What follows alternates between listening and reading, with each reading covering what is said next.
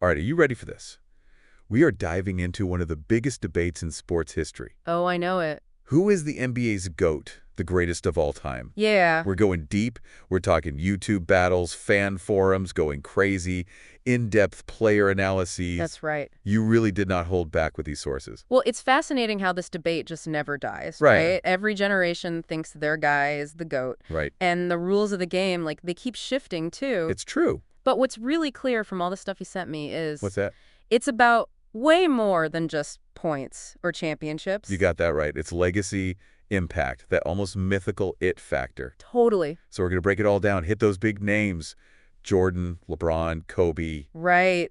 Even some wild cards, maybe some surprises in there. Some dark horses. We're going to go deep on the arguments for and against because That's where it gets fun. that's where the fun starts. Yeah, those three names you just threw out. Yeah, Jordan, LeBron, and Kobe, they're the foundation of any GOAT conversation. I feel it. You see them everywhere, from those, like, screaming matches on YouTube to those super in-depth analyses you sent. It's like they form this GOAT triangle, you know? That's a good way to put it. Each one, it's like pulling at the other two. Yeah. So let's start with MJ Air Jordan. His airness, like he's basically synonymous with just dominating basketball. And your sources, they back that up. I mean, his peak from 1987 to 1998. Come on. Legendary. We're talking scoring titles, MVPs, Defensive Player of the Year, every accolade. And then, of course, those 6 championships with the Bulls, never losing in the finals. That's 6 for 6 in the finals. That's huge, right? It is. Hard to argue with perfection. I mean, it suggests he just thrives under pressure, like an ultimate winner, leading his team to victory when it really matters. But There's a but. there's always a but, right?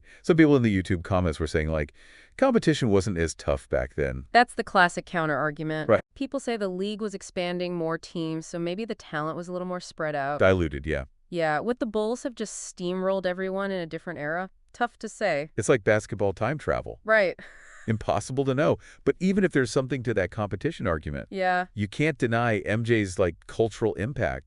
The guy blew up, global icon. He absolutely did. He took the sport to a whole other level, and you can still feel his influence today, no doubt about it. Totally. Plus, you got that insane scoring, the drive to win, like relentless. That's MJ. Okay, but here's the thing that's always bugged me. Uh-huh. What if he hadn't retired in '93? Would it be even bigger, the legacy? Or would those extra years have, like, tarnished it? It's the great unknown. Right. It fuels those hypothetical battles online for, like, ever. For sure. Like LeBron, King James, Okay. longevity, Oh, my goodness. insane. Leading the league in scoring at 39. Like defying physics, defying basketball gravity. Yeah, it's unprecedented. I mean, that's his strongest point. Nobody's stayed at this level for so long. Right. He blew past Kareem's all-time scoring record. He's the only member of the 30K, 10K club. Wow. And who knows, maybe he plays longer than anyone else. Ever. It's possible. We got to talk about that all-around game, too. Oh, yeah. Scoring, assists, rebounds, he does it all at such a high level. Versatility off the charts. And his fans will say, like, he makes everyone around him better, elevates the whole team, right? yes, that's a common argument. Elevates his teammates maybe like no one else can. But then you got the LeBron haters out there screaming, super teams, super teams. Right. And that 4-6 finals record, it's like a constant knock against him. It keeps coming up. Mm-hmm. And then this idea that he doesn't have that, I don't know. What is it? That killer instinct, not as ruthless as MJ, Yeah. that win-at-all-cost mentality, I don't know. I don't buy that. It's subjective, right? Totally. It's hard to quantify. Feeling. It's a feeling, but it's definitely a recurring theme in, all the LeBron talk out there. For sure. Okay, last point of the triangle. Who we got? The Black Mamba, Kobe Bryant. Kobe, come on. 81 points in a game, 62 in just 3 quarters. The man was pure scoring. Pure scoring magic, 5 championships with the Lakers. Come on. And his fans are quick to point out he won titles with 2 different teams, 2 different co-stars, Shaq and Pau Gasol. 2 different contexts, shows adaptability, Right. right? Plus that work ethic, the Mamba mentality, come on. His peers talk about that all the time, the ultimate competitor. Right, but There it is again. there's always a but. The critics are out there. Right. They say, maybe, too many shots. Yeah. Not always the most efficient, questions about his efficiency. Yeah, that selfish label pops up. Yeah. And there's that whole debate about his role in Shaq's championships. Was he the driving force? Or was it Shaq? I mean, come on. It's a tug-of-war, for sure. Yeah, back and forth. You can see both sides of it in your sources. Right. The truth is probably somewhere in the middle. Probably. Okay, so we've got our big three. Yeah. Each one, incredible strengths, some, maybe some weaknesses. Yeah. But this reading list is packed with other contenders. Oh, this is what I like. All right, give me some names, these dark horse candidates. Okay, well, you can't talk about pure dominance and not mention Wilt Chamberlain. Okay. This man was a walking stat sheet monster. Wilt the Stilk, 100 points in a game. Come on. Averaging 50 a game for a whole season? I mean, that's mind-blowing. He owns records that might never be broken. Right. But we got to be real, those numbers were in a different era. Different time. Different rules, different pace. Totally. Context is everything. That's right. But still, what would Wilt have done in today's NBA? That's what I want to know. Yeah, it's the question, isn't it? That's the question. Tantalizing, for sure. Tantalizing. Okay, who else we got? Let's talk about Kareem Abdul-Jabbar. Captain. Longevity for days. Come on. Winning a title at 41. And that skyhook. Automatic. Unstoppable. He had it all. Longevity, peak dominance, 6 MVP awards. You can't argue with that. Come on. And get this, at 39 years old, he was averaging 29.3 points a game. Stop it. LeBron's never hit that recently. Kareem at 39. A beast. A beast. All right, who else we got? Give me more. We got to mention Tim Duncan, right? Oh, come on. The underrated GOAT. Right. Quietly dominating for 19 seasons. Never missed the playoffs. Never. The big fundamental, a machine. Consistent double-doubles, impact on both ends of the court, the definition of a leader. Right. And 5 championships. The cornerstone of that Spurs dynasty. Absolutely. All right, I'm sensing a theme here. Longevity. It's a factor. Longevity is a weapon in this GOAT debate. It is. Okay, any other names we got to throw in the mix? You can't talk GOAT without talking Larry Bird and Magic Johnson. I mean, they defined an era of rivalry. Magic and Bird, they saved the NBA, right? Yeah. It wasn't just about winning. It was about the different styles of play. Yes. The personalities, just pure entertainment. They brought so much excitement to the game. They were both clutch performers. So maybe not at the very top of the GOAT pyramid. Yeah. But their impact, undeniable. Absolutely. Shaked the league in a major way. No question. Okay, so we've got our top 3. MJ, LeBron, Kobe. Then this whole squad of incredible players who at least deserve to be in the conversation. A crowded court. It is crowded. And here's where it gets even juicier. All right, hit me. How much do we weigh a player's supporting cast? Oh, now you're talking. Right, the Pippen effect. Exactly. Some of these sources really dug deep into this. Yeah. Analyzing Scottie Pippen's role in all those Bulls championships. Right. The LeBron fans, they say Pippen was essential. The Jordan fans say he gets too much credit. Yeah. It's like a proxy war for the whole GOAT debate. Right, like elevate Pippen, diminish Jordan. It feels a little manufactured. The truth is they were both crucial to those Bulls championships. Absolutely, a dynamic duo. For sure. And it pops up with other players too, Pau Gasol and Kobe. Yeah. Some people try to say Kobe won those later titles all by himself, but Gasol was a force. Vital. Absolutely. And then you've got LeBron, who, let's face it, has a history of teaming up with some serious talent. Yeah. Dwyane Wade, Chris Bosh, Kyrie, Anthony Davis. He's played with some elite players. Is it strategic genius, or does it cheapen his achievements? I mean, it depends who you ask. A double-edged sword, for sure. Yeah. It raises a fascinating question, though. Was that? Does winning with a super team mean more? Or is it more impressive to elevate a weaker team? Man, this is getting deep. It is. You know, another thing that stands out to me, this clash between Jordan's playoff dominance Yeah. and LeBron's regular season consistency. That is a key difference, right? Jordan, perfect finals record, higher win percentage in the playoffs. Yep. His game score stats are crazy. Never lost in the first round. Crazy. Never lost in the first round. But then you got LeBron, Mr. Longevity. Right. More total playoff wins, more series appearances, 10 finals appearances to MJ's 6 missed. 978 career wins to Jordan's 706. Ooh. It's like this statistical battle for the ages. And then Jordan fans come right back with the winning percentage, both regular season and playoffs. Forever. Never going to end. Probably not. No wonder this debate never dies. It's like everyone's using different stats, different arguments. Right. And there's no clear winner. It's what makes the conversation so complex. There's Right. no one metric to just like settle it. There's always more to consider. So much more. Yeah. I feel like we've covered a lot here, but it's like we're just scratching the surface. We are. I think we need to talk about eras and how those impact a player's legacy. Oh, now we're talking. That's a whole other level. Like it's a whole other level of complexity. All right, I am ready. Hit me with part 2. Part 2, here we go. All right, so Refs. This is where it gets messy. this is where it really gets messy, this GOAT conversation. Yeah. It's like Apples and oranges sometimes, right? Yeah, the game has evolved so much. The rules, The base is the different. face, the play style. How do you even let's make a fair comparison, right? One of your sources nailed it. They said you have to recognize that greatness, it takes different forms in different contexts. I feel like. We can't just be throwing boat labels around without Considering everything. thinking about the circumstances. So how do we even untangle this? Right. What are some of the big things that jump out from the research? Well, think about the pace. Yeah. Pace of the game, it's changed dramatically. Dramatically. Think about Wilt Chamberlain. Okay. His era, teams were averaging well over 100 possessions per game. Wow. Today, it's closer to 90. So much slower. Fewer possessions. Fewer opportunities. Fewer opportunities to score. It makes those old school stats even more mind-boggling. Right. They're already insane. They are. But in today's game, Yeah. forget about it. It's not just points either. I mean, rebounds, assists, steals, blocks. I mean, everything is inflated when the game is that fast. Right, right. It's just like more opportunities, yeah. More opportunities. So how do we even out the playing field? I mean, do we just throw out all the traditional stats completely? No, not necessarily. It's about... It's got to factoring in. You got to use a combination.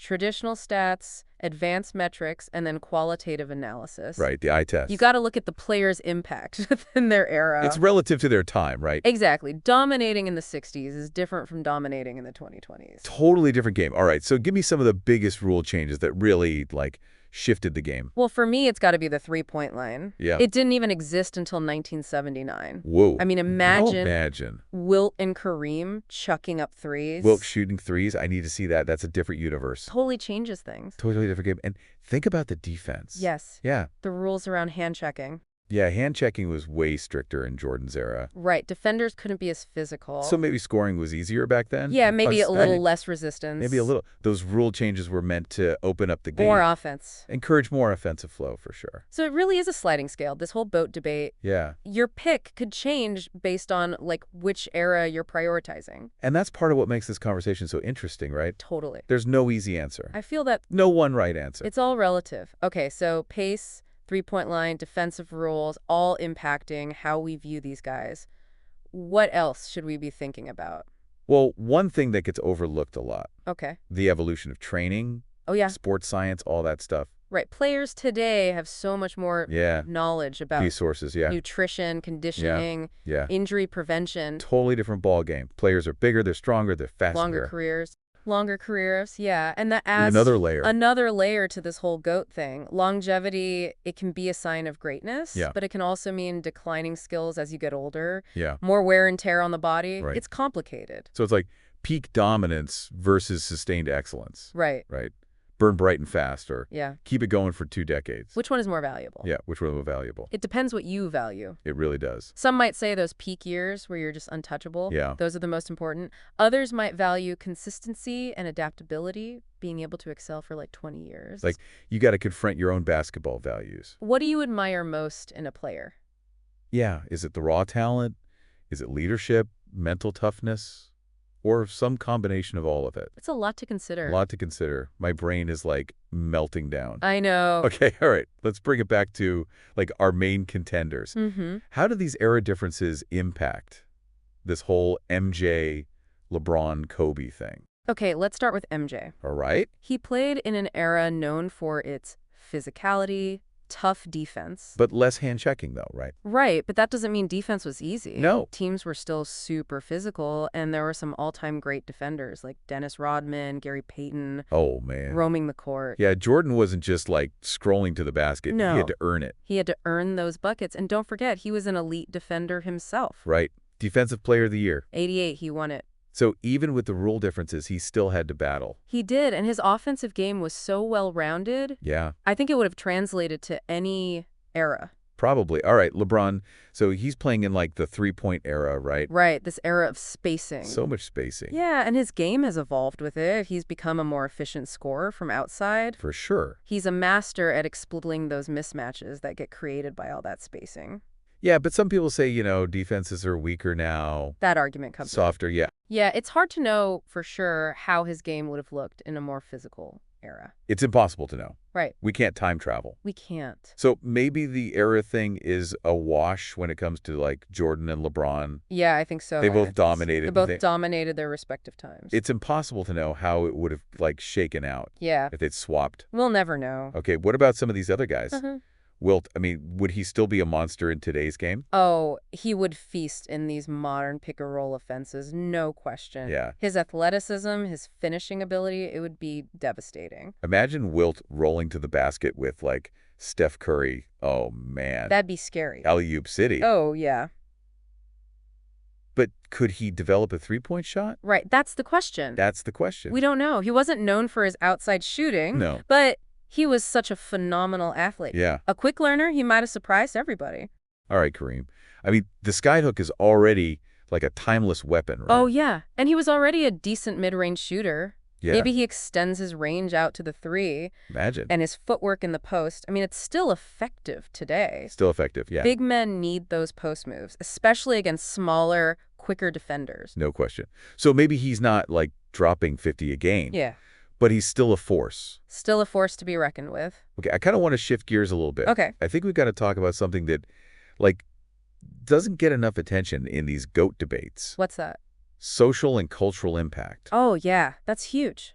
Right? These guys... It's not just about what happens on the court. It's bigger than basketball. It's about how these players transcend the game. Yeah. They become cultural icons. Like, think about Jordan. He wasn't just a basketball player. He was a global phenomenon. Everywhere you look. Everywhere. A global brand. Yeah. His influence was way beyond... Beyond the sport. Yeah. He became a symbol of excellence, a marketing machine. It was crazy. I mean, he was everywhere. And LeBron's kind of followed in those footsteps. In a lot of ways, yeah. He's become a powerful voice on social issues, political issues. Absolutely. He's used his platform to advocate for social justice. Education, community empowerment. Yeah, making a real difference. A real impact. So how do we even factor that into the equation? Can you even, like, quantify something like social impact? It's tough. It's tough, right? It's not as straightforward as, like, counting up points. It's more about the ways they inspire people, influence people, right? Exactly, and it's subjective. Yeah. Some fans might value that more than others. Totally.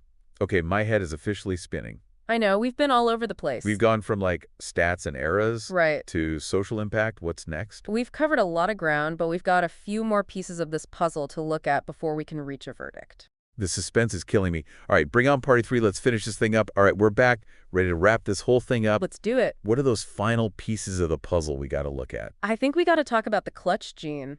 Oh, come on. You know? That thing? That thing that separates the good from the great. The good from the truly great, yeah. That ability to... Rise to the occasion. Rise to the occasion. The pressure is on. Hit those game-winning shots. The game winners, making the right play in crunch time. What legends are made of?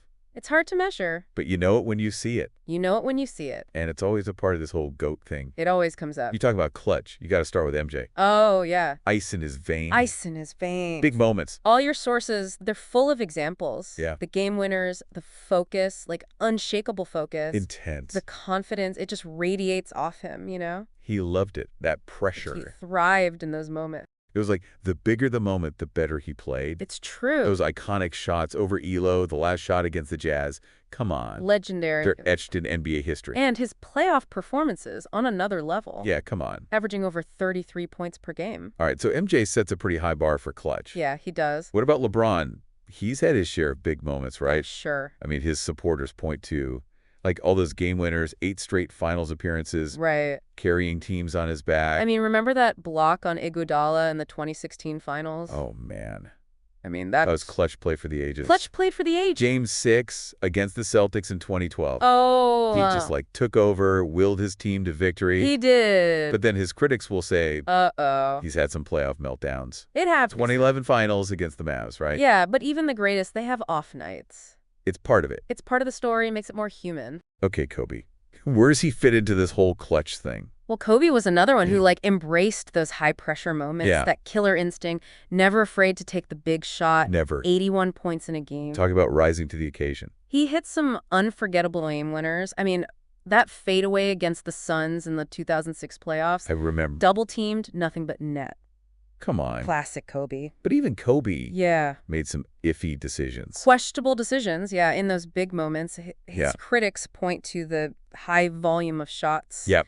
Tendency to force things sometimes. Yeah. So maybe clutch is a little bit of a mixed bag for these guys. I think that's fair.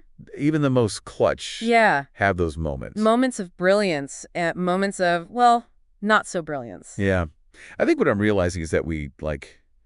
try to make these guys into these flawless figures. Yeah. Superhuman, but they all have strengths and weaknesses. They're human. They're human. Even the greatest athletes, they make mistakes. They're inconsistent sometimes. It's part of it. It's part of it. This whole conversation is reminding me that greatness isn't about being perfect. It's not. It's about pushing boundaries, overcoming adversity, and having an impact. Leaving a mark. Leaving a mark. That's it. All right, bottom line. After all this debate, all this analysis, what do we tell our listeners? Who is the GOAT? I think the bottom line is there is no definitive answer. Right. This whole GOAT thing, it's not about crowning one champion. Right. It's about appreciating all these guys. The different, unique. The unique qualities, the achievements, appreciating these incredible players. It's about celebrating excellence, not tearing people down. That's right. We've got Jordan's dominance, yes, LeBron's longevity, all around again, Kobe's artistry and drive, and then all these other legends who, like, shaped the game. Shaped the game in their own way. Right. And what's so interesting is... What is it? The criteria for GOAT, they're always changing. They're always changing. New players come up. Yeah. The game evolves. The game changes. Our opinions change. It's a fluid conversation. So really, it's up to each fan, right? It is. To decide what matters most to them. That's right. No right or wrong answer. Exactly. The beauty of this whole debate is it gets people talking, challenging assumptions. Right. It deepens our understanding, our appreciation for the sport. I love that. And the debate's not over. Oh, no. The story's not over. It keeps going. New legends are going to emerge. They're going to shake things up. Absolutely. The conversation continues. It's going to go on forever. For generations to come. For generations to come. And a final thought for our listeners. Yeah. Think about the criteria you use to define greatness. Who are your top contenders? Keep that debate going. Hit us up on social media. Let us know. Let us know who your GOAT is and why. Here's a fun one, a little thought experiment. Okay. If you could build your dream team. Oh, I like this. Using any players from NBA history. Any player who makes the cut. That's a good one. Keep exploring that GOAT landscape. Until next time, play 6C15.